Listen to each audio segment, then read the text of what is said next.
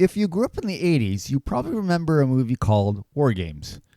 It was where a bright high school kid hacks into a Department of Defense computer thinking it is a gaming company. He starts playing a game called Global Thermonuclear Warfare. He thinks it's for fun, but it's actually a program designed to run nuclear war simulations and learn from them. Sort of what we call AI today.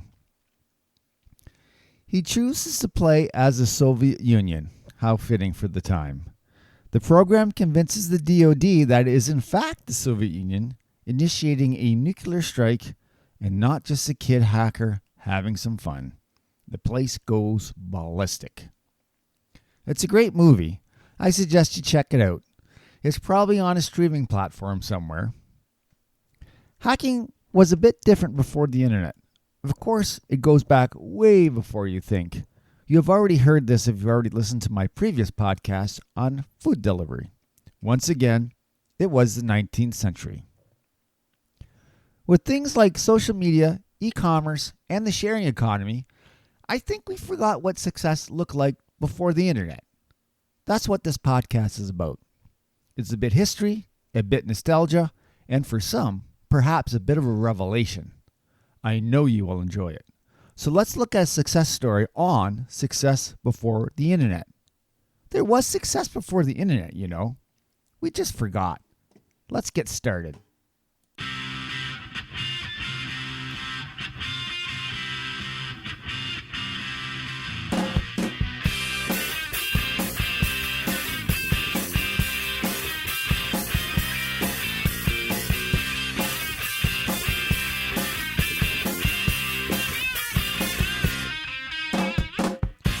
Episode 7, Hacking.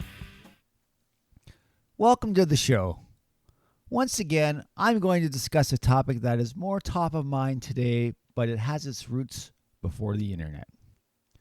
But before I get started, remember to go to Apple Podcasts and give the show a 5-star rating, and share the podcast with anyone who you think would enjoy it.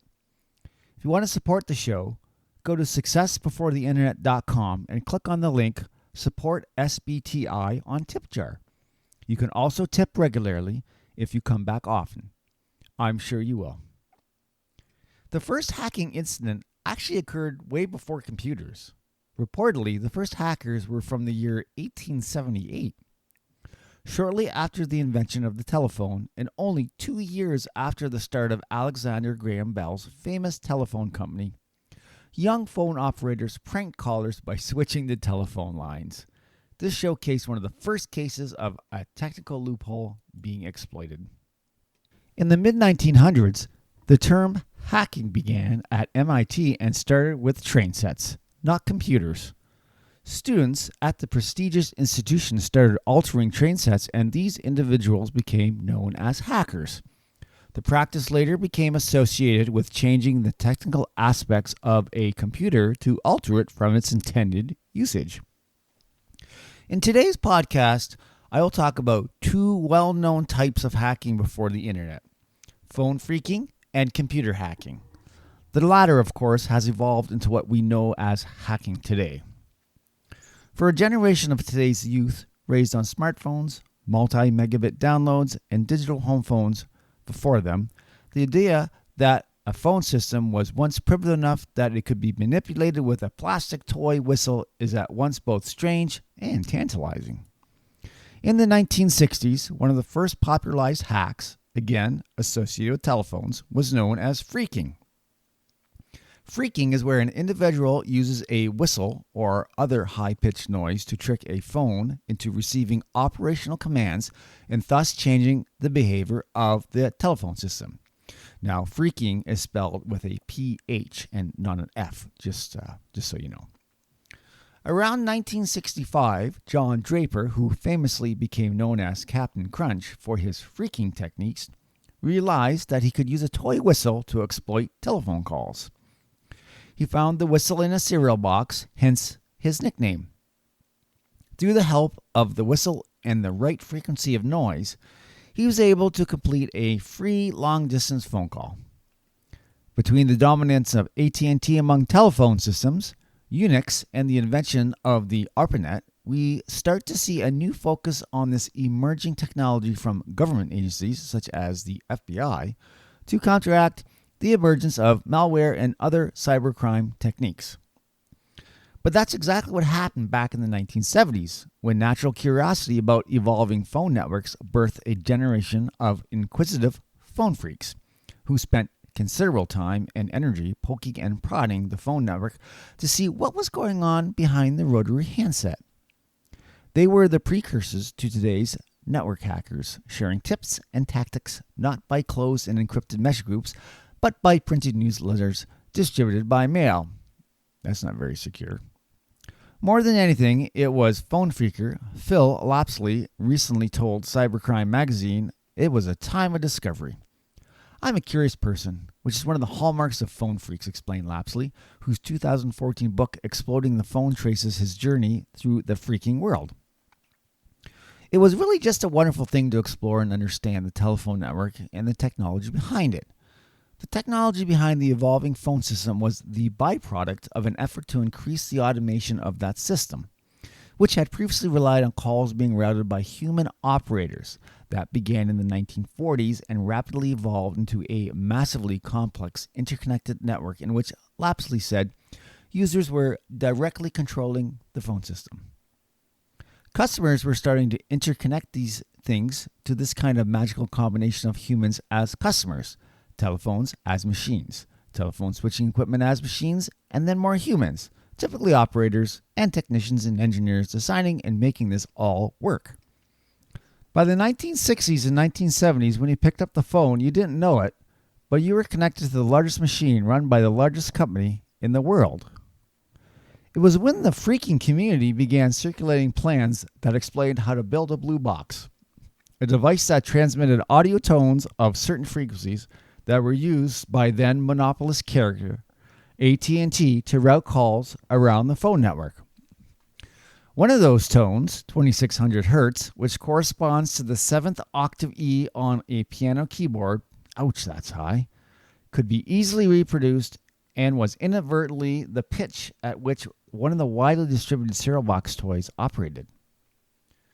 This coincidence led phone phreaker renaissance of sorts, which phreakers like John Captain Crunch Draper exploited as they pushed the boundaries of the phone system, an activity that both saw him convicted of toll fraud in 1972, great year, and led to a meeting with Apple co-founders Steve Wozniak and Steve Jobs, who ran a business selling blue boxes well before they designed what would become Apple Computer. Like many obsessively interested enthusiasts at that time, Lapsley found plans for a blue box and built one of his own, a process that he said led him to begin looking into the history of the devices and the telecommunications network they exploited. I got really curious about where this stuff comes from and who were the people who invented it, Lapsley said. The next thing you know, I was doing research, going to libraries, filing Freedom of Information Act requests, and then one thing turned into another. Pretty soon, I was writing a book. The process turned up all kinds of nuggets, such as a Justice Department memo that revealed prosecutors weren't terribly enthusiastic about having to track down and prosecute phone freaks around the U.S. just for making free phone calls. One memo, Lapsley recalled, it basically said AT&T has created this problem by designing a vulnerability in their network, and now they're sort of asking us to go and clean it up by prosecuting people who take advantage of it. And we kind of think we have better things to do than prosecute folks for making free phone calls. Prosecution of phone freaks might never have gone further, except that it became clear organized crime networks had become increasingly interested in exploiting phreaking to make free phone calls as part of their criminal activity. That correlation between manipulating technology and organized crime has continued through the decades, with cyber criminal gangs now exploiting internet technologies to extend the reach of their activities across the United States and around the world. The ensuing cat and mouse game has become a full-time job for the Justice Department and authorities elsewhere, who are tracking down and arresting cyber criminals as quickly as they can. Interestingly, many of the biggest advocates of phreaking and other types of hacking ended up building careers as advocates for cybersecurity. Consider the likes of Lapsley, Draper, and Kevin Mitnick, another hacking pioneer who ended up on the wrong side of the law after pushing his exploits a bit too far. Even in prison, Mitnick told Cybercrime magazine before his death that innate curiosity kept pushing through, as when he and a family member managed to track down Wozniak's home phone number, then organized a three-way phone call to give him a call and catch up with him. Wozniak, turns out, was a late riser and did respond well to being called at 10 a.m., leading an embarrassed Mitnick to hang up. I never got to talk to him, Mitnick recalled. I was totally embarrassed that I called this celebrity out of the blue, and he was angry about the time of day that I called. Years later, when I told him the story, he said, "Why didn't you call back?" He was very familiar with what was going on in my case, and he would have loved to have helped. Indeed, for decades, the pioneers of hacking movements moved around Mitnick and his peers in an ever-expanding orbit that also included the likes of blind perfect pitch legend Joy Bubbles and expert phreaker and social engineer Susie Thunder, whose phone scams and exploits became legendary in hacker circles, including close friend Mitnick, with whom she had a long-standing mutual NDA. The organic growth of hacker communities was a revelation for many who had often followed a similar path of discovery that stemmed from those early days manipulating the phone system and then led them to become part of an underground subculture they could never have imagined. Looking back, it's strange to see how many of us, if not almost all of us, had the same experience, phreaker Evan Doorbell told Cybercrime magazine, recalling with a laugh that as a kid I actually used to sleep with a collection of lawn sprinklers and was once obsessed with the sultry voice of the phone network error message informing callers that the network could not be complete with the number they had dialed. Thoughts of aloneness were common as naturally curious children felt. I'm the only person I know who's interested in stuff, and everybody thinks I'm weird for spending so much time on the phone, and they can't even categorize it, he recalled thinking. I don't think there's anybody else in the world who has this interest. And then there's this breakthrough that happens at some point where you get in touch with someone who does it as well, and it's amazing. Whether you call it criminal activity or youthful curiosity, early phreaking activity fed what now seems like a halcyon days of hacking, a time before an emerging cyber criminal culture began to attract new members for different reasons. That culture tracked the growth of the internet in the 90s as a new breed of cybercriminal enabled by increasing connectivity and motivated by the promise of rapidly increasing financial rewards. Moved from tinkering, in which the phone company was the main victim, to the creation of self-spreading malware and ultimately the targeted multifaceted attacks that continue to plague businesses and governments today. Mitnick, Joy Bubbles, and countless other pioneers have now passed away, leaving a storied legacy of hacker empowerment that has become a romanticized reminder of the risks of foresight when developing new technologies. Whenever you have some sort of new technology, whether it's AI, whether it's the internet, or whether it's a telephone back in the 1960s, there's always going to be people who are going to play around with it, Lapsley said. There are going to be people who are going to abuse it and do illegal things with it. But I think we live in a simpler time, he recalls, where the main thing was that you could really do is make free phone calls. The phone company went to do a lot of work to build this network and be able to enable people to make phone calls, and that is stealing in some sense, although it is stealing of an inanimate object, a phone call. And okay, people shouldn't do that. But in the end, if you actually look at real harm that's been caused, there's not much there. That is in contrast to today, where hacking is, in the bad sense of the word, and cybercrime is a real thing. And there's a lot of damage that goes on today. It's really not comparable. It was just a much more innocent time back then. Okay, hacking before the internet was more than just getting a telephone to make free phone calls.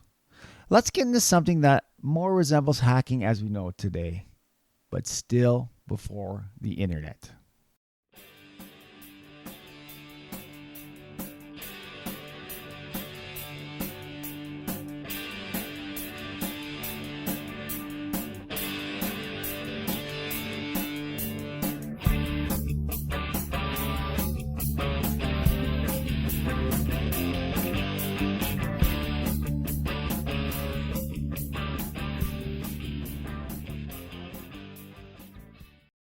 Hacking has gone through several eras over the years, each with its own unique characteristics and motivations. Understanding the history of computer hacking is important for understanding its impact on technology and society, the current state of cybersecurity, and for developing effective strategies for protecting against cyber threats. I'll explore the history of computer hacking and cybersecurity threats from the 1950s until just before the internet. As you know, hacking is a term that has been used to describe unauthorized access to computer systems or networks for various purposes, including stealing data, causing damage, or demonstrating security vulnerabilities. However, hacking did not always involve computers or networks, and its history is much older than the internet. One of the first known instances of computer hacking occurred in the late 1950s when a group of MIT students known as the Tech Model Railroad Club began experimenting with the school's new IBM 704 computer. The students were fascinated by the computer's ability to perform complex calculations, and they soon discovered that they could use it to control the switches and the signals of the school's model railroad system.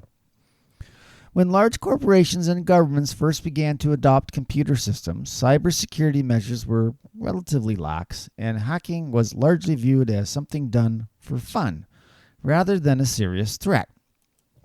Hackers in the 1960s were mostly computer science students and researchers who wanted to explore the limits of computer technology.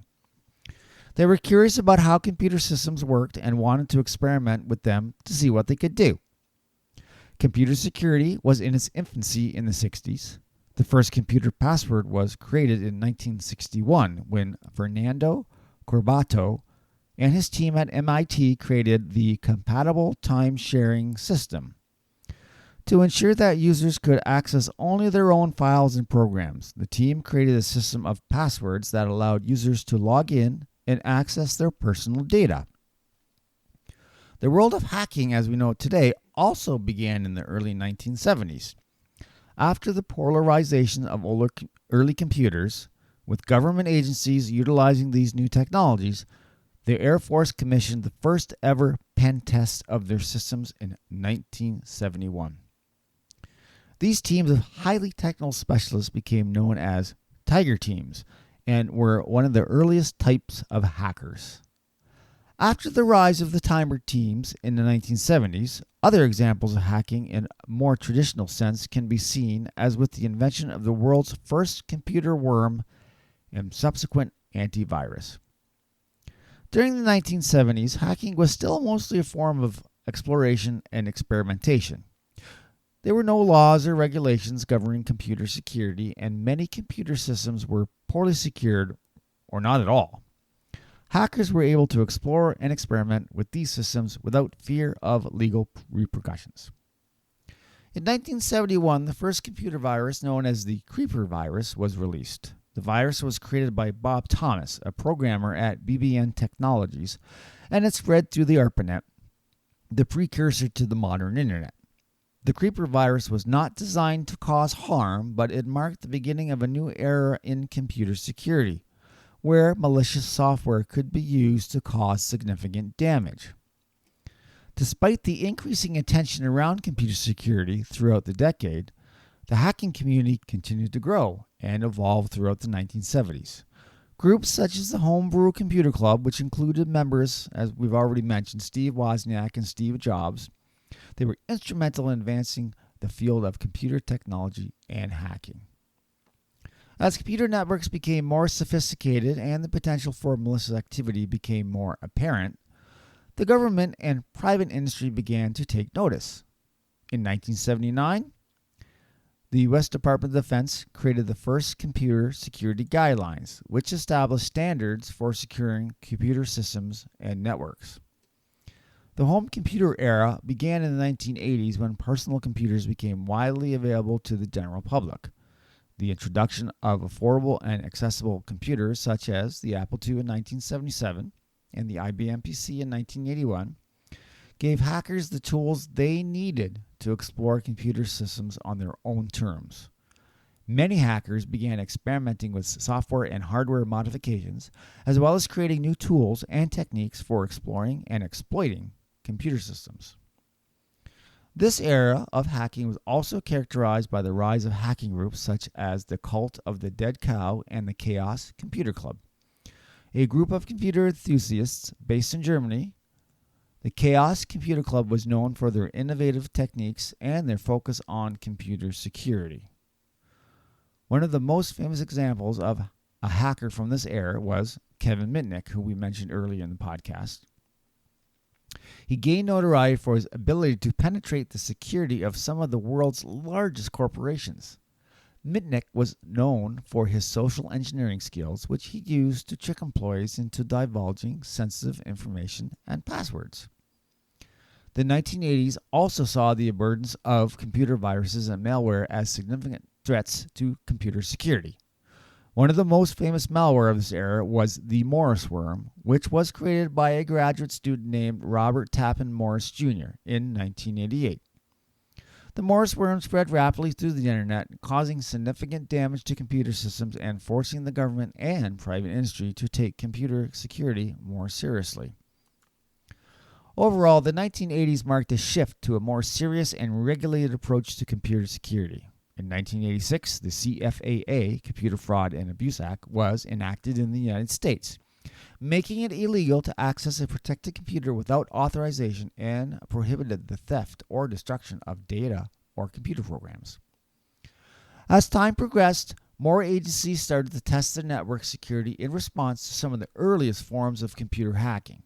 By the 1980s, the world of hacking advanced far enough for Congress to take action with the passage of the Computer Fraud and Abuse Act, which in this day remains a hot topic of debate.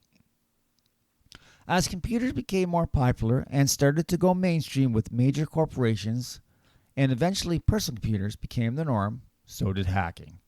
During the mid-1990s, one of the first and most hacker trials took place with none other than the number one hacker on our list of famous hackers. As the popularity of personal computers came to peak in the late 90s during the dot-com boom, so did the rise of hacking. Famous hackers such as Kevin Mitnick made national news during this time, where frauds such as stealing credit cards or illegal wire transfers boomed in popularity. Since then, modern hacking has continued to evolve into many different cases that we see today, such as what we see with vulnerability scanners, pen testing, or red teaming. I will go into a brief explanation on what these are so I don't bore you too much. Okay, vulnerability scanners are, it's a process of delivering, analyzing, and reporting on security flaws and vulnerabilities. Of course, people use software and hardware tools to do this, to basically show potential risk exposures and attack vectors, which is basically an area in the network in which people can get in and do damage. And then we have pen testing, which is short for penetration testing. It's actually a security exercise where basically security experts, or I guess white hat hackers, meaning good guys, they attempt to find and exploit vulnerabilities in a computer system, basically for the role of finding these vulnerabilities and bringing them to the attention of the party who owns the network so that they can basically secure and harden their network. Now, red teaming, it's a little more complicated, so if you zone out, I completely understand.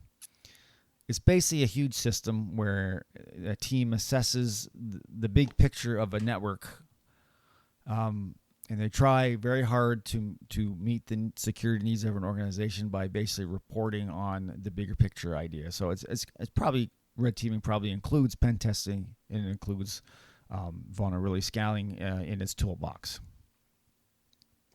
As an example, it's an effective way to show that even the most sophisticated firewall in the world means very little if an attacker can walk out of the data center with an unencrypted drive. Now, I'm sure you've seen a lot of movies and a lot of TV shows where somebody runs in and pretends to be, like some sort of a worker in the organization or a vendor of some sort to come in and supposed to be checking on something.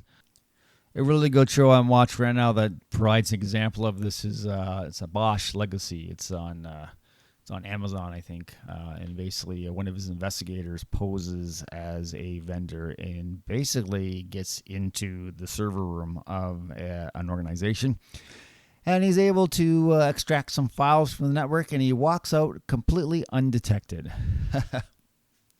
So essentially, red teaming is basically works on, instead of relying on a single network appliance to secure sensitive data, it looks at a more in-depth approach, and it uses continuous improvement so that people, process, and technology can basically be better at securing the network. These forms of ethical hacking, such as pen testing, differ from the malicious attacks or data breaches we hear about in the news. The main difference boils down to permission. Does the attacker have permission to execute the attack? So if he does, he's a white hat hacker. He's ethical. Probably been hired by the company to do it anyways. If he doesn't have permission, he's a black hat hacker.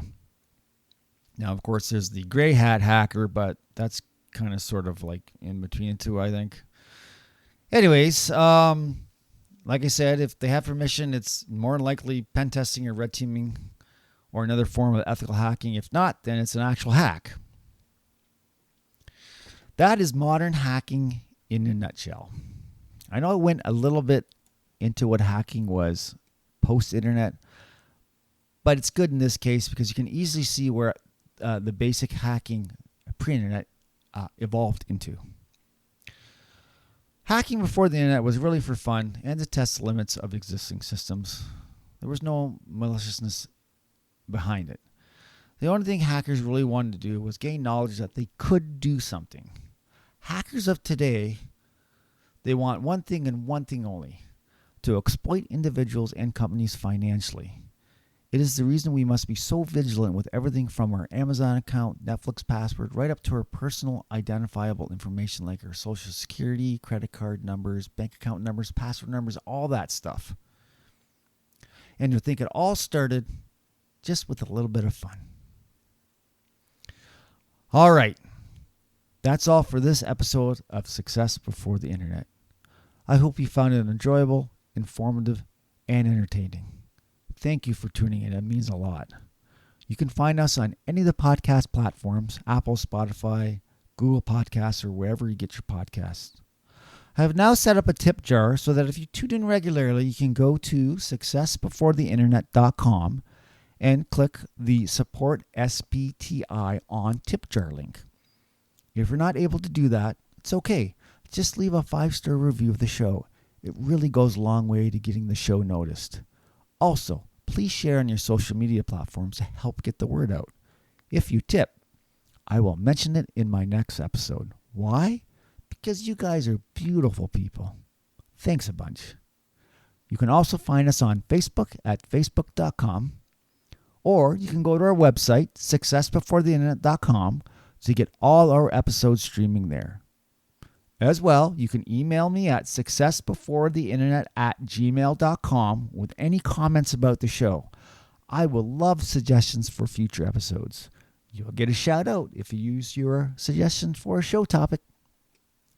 All the music in the show is from my band Sideshow. Our music can be found on SoundCloud under the name Sideshow Band 72. So until next time, I'm Dan Vespa. And remember, there was success before the internet. We just forgot.